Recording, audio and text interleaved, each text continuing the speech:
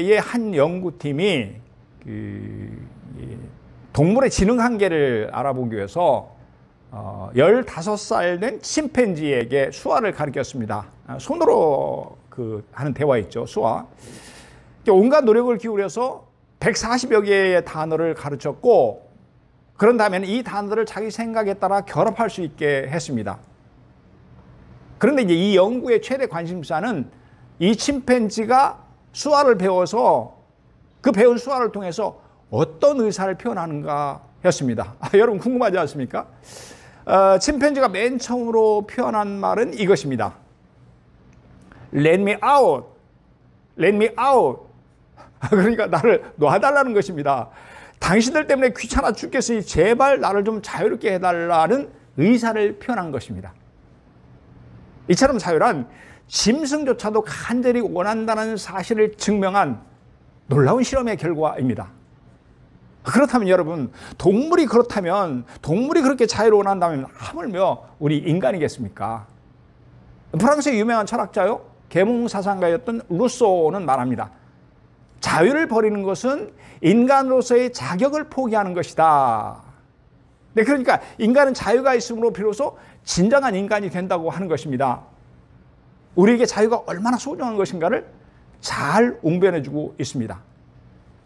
또한 미국의 정치가였고 독립운동가였던 패트릭 켈리는 아주 유명한 말을 했습니다. 자유가 아니면 죽음을 달라. 자유가 아니면 죽음을 달라. 그리고 이 연설을 한 지 1년 후 마침내 미국은 영국으로부터 독립을 얻게 됩니다. 그러니까 자유를 쟁취한 것이죠. 이처럼 사람은 누구나 자유롭게 살기를 원합니다. 우리가 함께 읽은 본문, 이 본문을 통해서 우리에게 진정한 자유를 주시는 성령님의 은혜를 함께 나누려고 합니다. 여러분, 성령님은 무엇으로부터 우리를 자유케 하시나요? 근데 성령님이 우리를 자유케 하시는데 무엇으로부터 우리를 자유케 하시냐는 것입니다. 그래서 저는 성령님은 걱정, 근심, 걱정으로부터 우리를 자유케 하십니다. 다시 한번 보시겠습니다. 10절 오늘 본문입니다. 주는 영이시니 주의 영이 계신 곳에는 자유가 있느니라. 예수님은 영이신데 예수님의 영, 성령을 말하죠. 성령이 계신 곳에는 뭐가 있다고요? 자유가 있느니라. 이렇게 말씀을 합니다. 그러니까 성령님은 억압하고 압제하는 것으로부터 우리를 자유케 해 주신다는 말씀입니다. 여러분, 자유가 종류가 많죠. 그 자유 중에서도 우리의 일상과 직결되는 자유가 바로 이 근심과 걱정으로부터의 자유입니다. 이 세상에 근심 걱정이 없는 사람이 있을까요? 누구나 인생을 살아가면서 잘 안 되는 일 때문에 근심합니다. 또 어떤 일이 잘못될까 봐 걱정합니다. 그런데 성령님은 이런 근심 걱정에서 우리를 자유케 해주신다고 말씀합니다. 요한복음 14장에 보면 여러분 이제 부활하신 예수님께서 제자들에게 떠나가신다고 말씀하죠. 승천해서 하늘로 가신다고 말씀하죠. 그러니까 제자들이 이 예수님이 떠나가시면 이 거친 세상에서 어떻게 홀로 살아가야 하나 하는 마음의 근심이 있었습니다. 이 마음을 아신 예수님께서는 그들에게 근심하지 말라고 하시죠. 내가 너희를 고아와 같이 버리지 아니하리라고 그들을 위로하십니다. 그리고 주님 대신에 주님은 가시지만 보혜사 성령을 보내주시겠다고 약속하십니다. 그러니까 성령께서, 예수님께서 보내주신 성령께서 우리와 함께 하심으로 우리를 도와주신다고 하는 것입니다. 근심 걱정으로부터 우리를 자유케 해주신다고 하는 것입니다.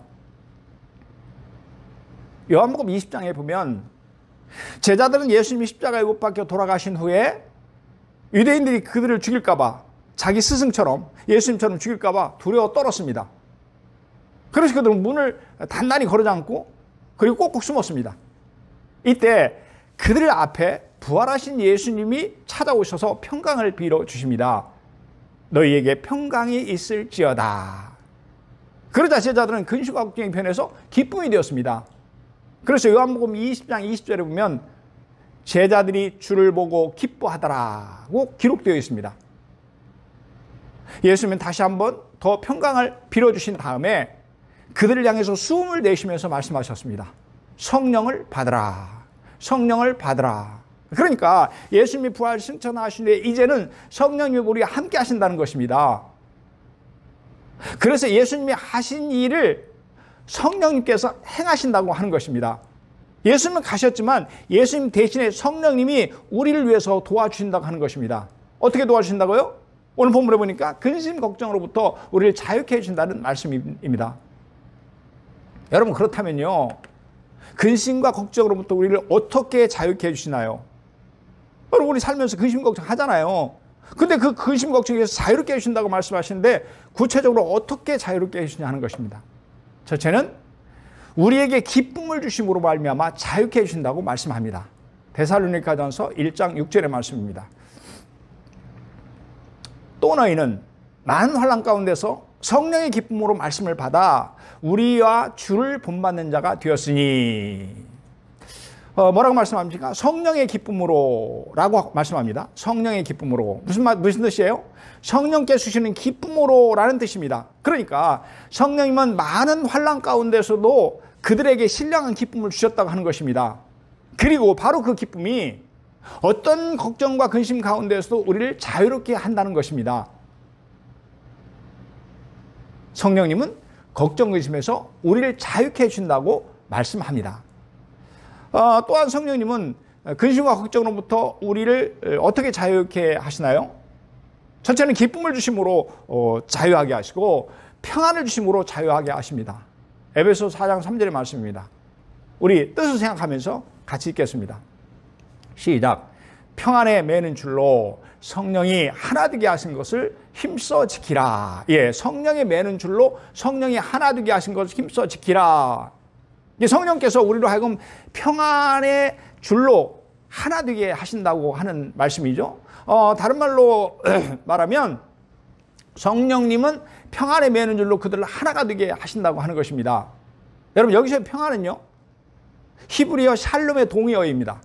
그러니까 완전한 평화, 신체적, 정신적, 사회적 모든 것으로의 평안, 완전한 평안, 즉 하나님이 주시는 평안을 말합니다. 그러니까 성령님은 우리에게 하늘의 평안을 주심으로 말미암아 우리를 걱정과 근심에서 자유케 한다고 하는 것입니다. 여러분, 생각해 보세요.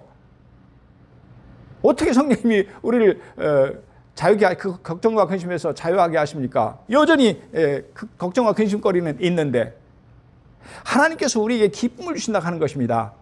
하늘의 기쁨, 신령한 기쁨을 주신다 하는 것입니다. 평안을 주신다 하는 것입니다. 세상에서 흉내낼 수 없는 그 어떤 상황 가운데서도 누릴 수 있는 평안을 주신다 하는 것입니다. 바로 그것이 우리로 하여금 걱정과 근심에서 자유하게 한다는 것입니다. 있어요. 물러가지 않았습니다. 걱정, 근심은. 그럼에도 불구하고 그것이 문제가 안 되는 거예요. 거기서 언제든지 자유롭게 그렇게 살아갈 수 있도록 축복해 주신다는 말씀입니다.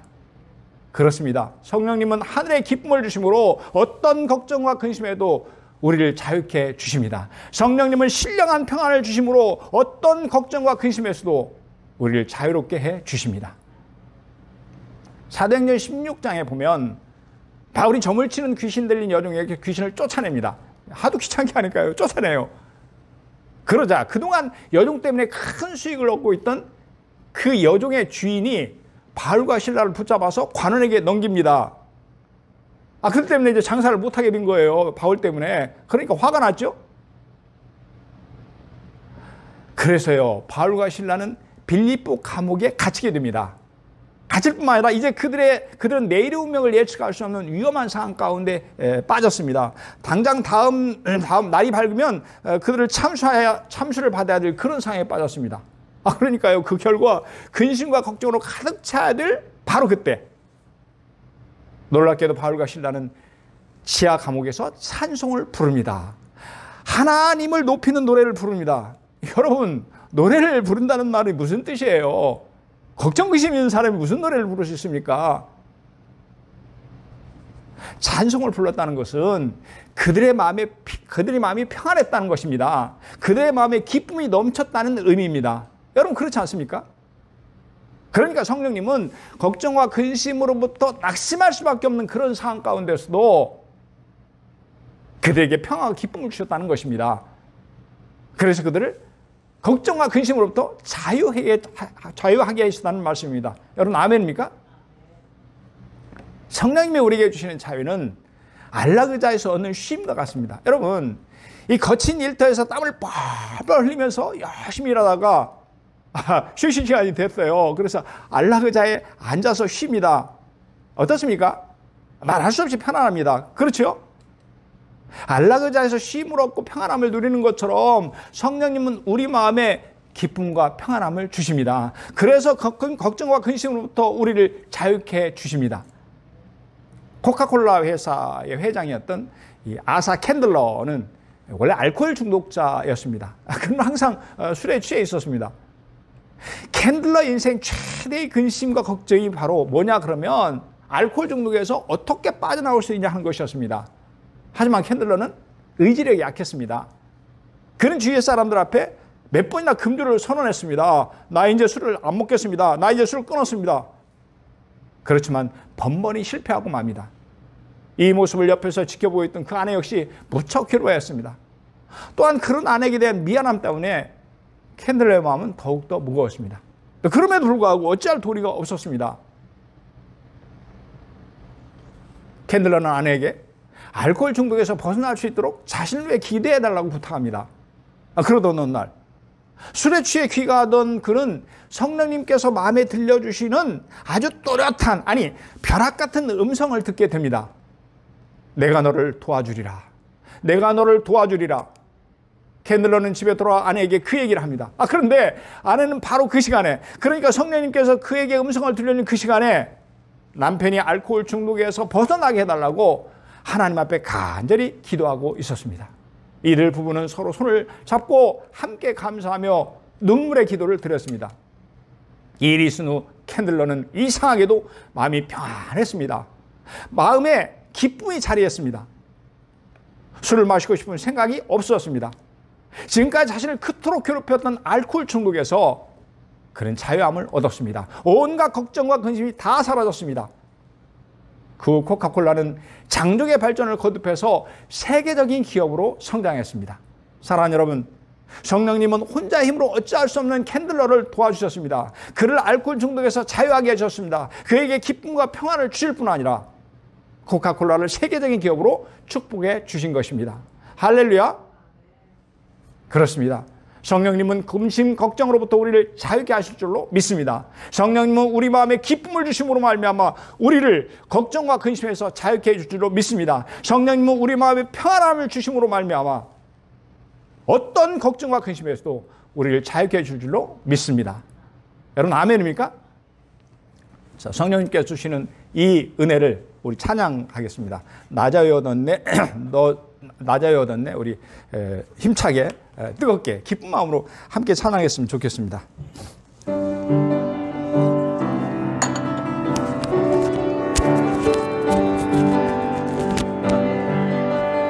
너 자유 얻었네, 우리 자유 얻었네. 나 자유 얻었네, 너 자유 얻었네, 우리 자유 얻었네. 주 말씀하시길 죄사슬 끊겼네, 우리 자유 얻었네. 할렐루야. 나 자유 얻었네, 너 자유 얻었네, 우리 자유 얻어. 나 구원받았네, 나 구원받았네, 너 구원받았네, 우리 구원받았네. 나 구원받았네, 너 구원받았네, 우리 구원받았네. 아멘. 주 말씀하시길 죄사슬 끊겼네, 우리 구원받았네. 할렐루야. 나 구원받았네, 너 구원받았네, 우리 나 성령 받았네. 나 성령 받았네, 너 성령 받았네, 우리 성령 받았네. 나 성령 받았네, 너 성령 받았네, 우리 성령 받았네. 아멘. 주 말씀하시길 죄사슬 끊겼네, 우리 성령 받았네. 할렐루야. 나 성령 받았네, 너 성령 받았네, 우리 성령 받아. 나 기뻐하겠네, 나 기뻐하겠네, 너 기뻐하겠네, 우리 기뻐하겠네. 나 기뻐하겠네, 너 기뻐하겠네, 우리 기뻐하겠네.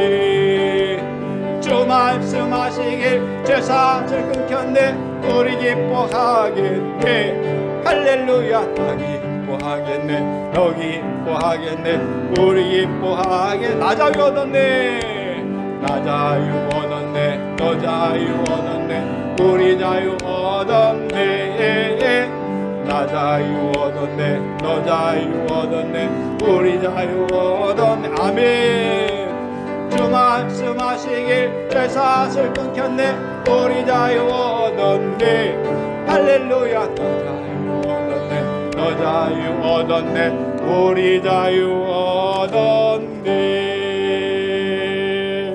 할렐루야.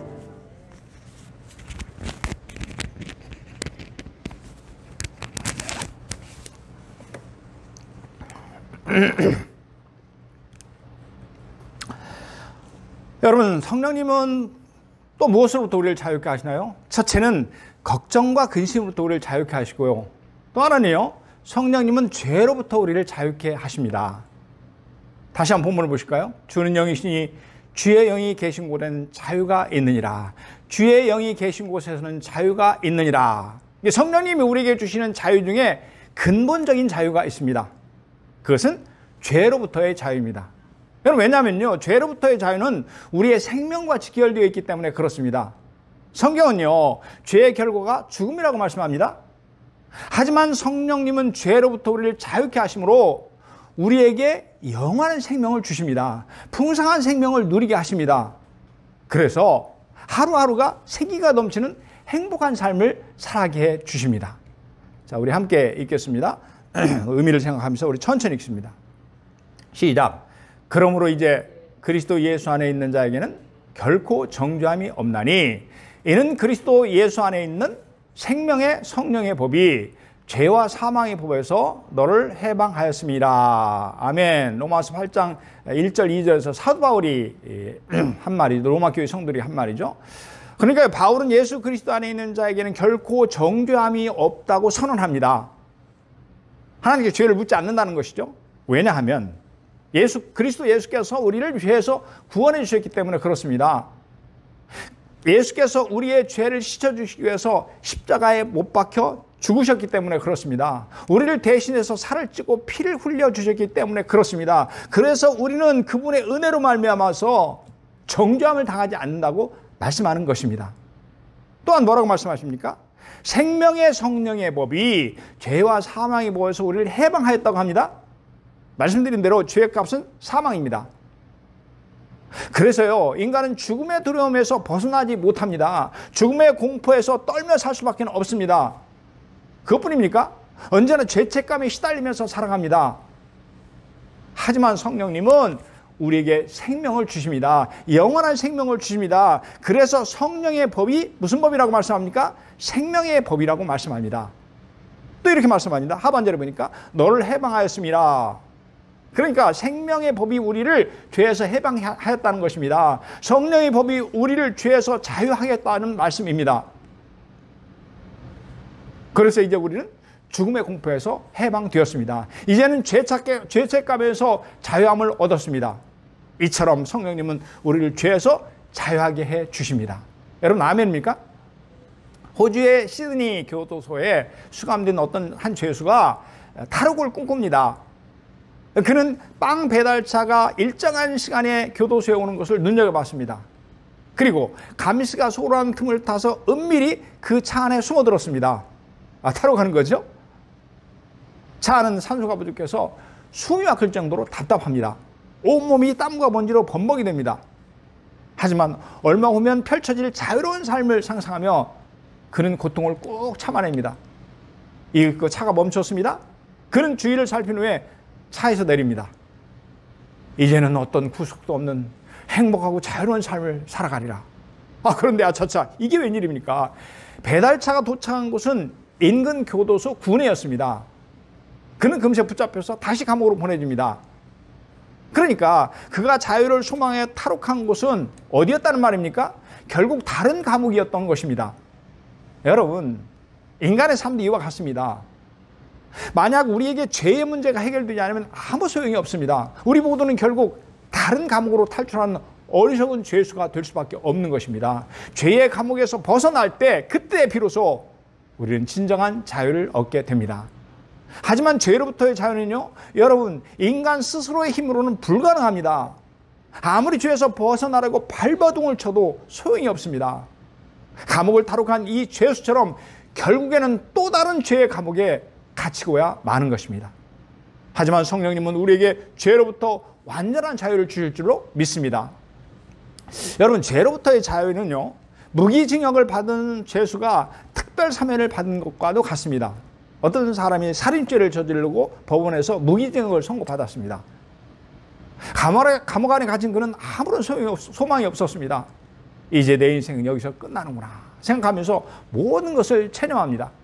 그러던 어느 날 대통령의 사면령이 내려와서 그는 특별 사면을 받습니다. 여러분, 이때 그 죄수의 마음이 어떠할까요? 하늘 날 것 같은 새로운 소망으로 가득 차게 될 것입니다. 말할 수 없는 기쁨과 행복이 밀려들 것입니다. 죄로부터의 자유가 바로 이와 같습니다. 왜냐하면 성령님은 우리를 죽음의 두려움에서 해방시켜 주시기 때문에 그렇습니다. 왜냐하면 성령님은 우리를 죄책감으로부터 자유함을 주시기 때문에 그렇습니다. 그래서 특별 사면령을 받은 죄수처럼 말로 다 할 수 없는 기쁨과 행복이 넘치게 되는 것입니다. 그렇습니다. 성령님은 우리를 자유케 하실 줄로 믿습니다. 성령님은 근심 걱정으로부터 우리를 자유케 하실 줄로 믿습니다. 성령님은 죄로부터 우리를 자유케 하실 줄로 믿습니다. 그렇습니다. 성령님은 모든 얽매임에서 우리를 자유케 하실 줄로 믿습니다. 여러분, 그렇다면요, 성령님이 우리의 모든 얽매임으로부터 자유케 해준다 한다면 어떻게 하면 성령님이 임재하시도록 할 것인가 하는 것입니다. 성령님이 임재하셔야 우리가 그 은혜를 누리게 되는데 그때 우리에게 필요한 것이 무엇인가 하는 것입니다. 누가복음 24장 49절을 보니까 기도와 말씀이 우리에게 필요하다고 합니다. 볼지어다 내가 내 아버지께서 약속하신 너에게 보내리니, 예수님께서 제자들에게 하신 말씀이죠. 너희는 위로부터 능력으로 입혀질 때까지 이 성에 머물라 하시니라. 아멘. 예수님께서는 제자들에게 약속하신 성령을 보내줄 것이니 예루살렘에 떠나지 말고 기다리라고 말씀하십니다. 그리고 약속하신 대로 제자들에게 성령이 임하셨습니다. 사도행전 2장 1절에서 4절에 보니까 예수님 말씀대로 120명의 제자들이 예루살렘에 있는 마가의 다락방에 모였습니다. 그리고 이들이 기도하고 말씀을 들을 때 성령님이 각 사람 위에 임하셨습니다. 그래서 모두가 성령으로 충만해졌습니다. 이처럼 오늘 또 성령님은 말씀과 기도를 통해서 우리에게 충만하게 임하십니다. 여러분, 아멘입니까? 그리고 내 안에 계신 성령님은 나로 하여금 모든 근심과 걱정에서 자유케 주십니다. 모든 죄악에서 자유케 주십니다. 사랑하는 성도 여러분, 주의 영이신 성령님이 우리를 자유케 해주실 줄로 믿습니다. 주의 영이신 성령님이 근심 걱정으로부터 우리를 자유케 해주실 줄로 믿습니다. 주의 영이신 성령님께서 죄로부터 우리를 자유케 해주실 줄로 믿습니다. 아멘, 아멘. 예, 우리 찬송가 191장